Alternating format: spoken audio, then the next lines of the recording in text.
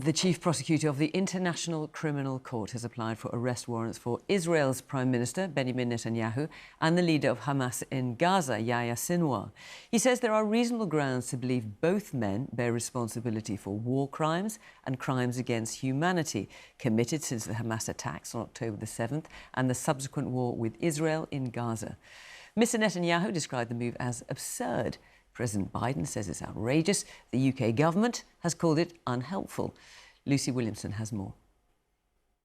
Today, Israel and Hamas found themselves attacking the same target. Their leaders listed side by side at the International Criminal Court. International law and the laws of armed conflict apply to everyone. No foot soldier, no commander, no civilian leader. No one can act with impunity. Prosecutors accuse Israel of a state-sanctioned attack against Gaza's civilian population, including extermination and using starvation as a weapon of war.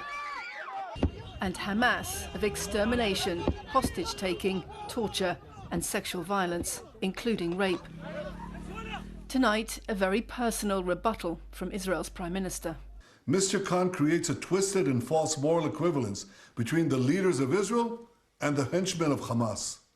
This is like creating a moral equivalence after September 11th between President Bush and Osama bin Laden. Hamas also strongly denounced what it said was an attempt to equate the victim with the executioner, and that the Palestinian people, like all those under occupation, had the right to resist. In Israel, the response from across the political spectrum has been outrage. Israel's president said it was scandalous to equate the two sides. One opposition leader called it moral blindness. Those in Mr. Netanyahu's own party said it would only galvanize support. The Israelis, when they feel that we are under attack, they realize it's not the prime minister who is being attacked. It's the IDF soldiers, it's the citizens of Israel. It's people who care about democracy, people who have moral clarity are under attack.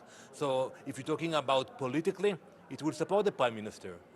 Throughout this war, Israel has insisted it's a democratic country with a moral army and a right to self-defense.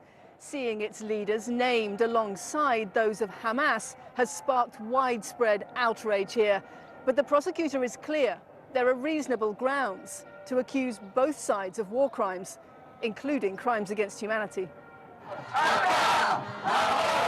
Outside the Knesset today, Mr. Netanyahu's opponents had gathered to protest his handling of the war. For a prime minister facing such criticism at home, criticism from the International Court might actually help. Lucy Williamson, BBC News, Jerusalem.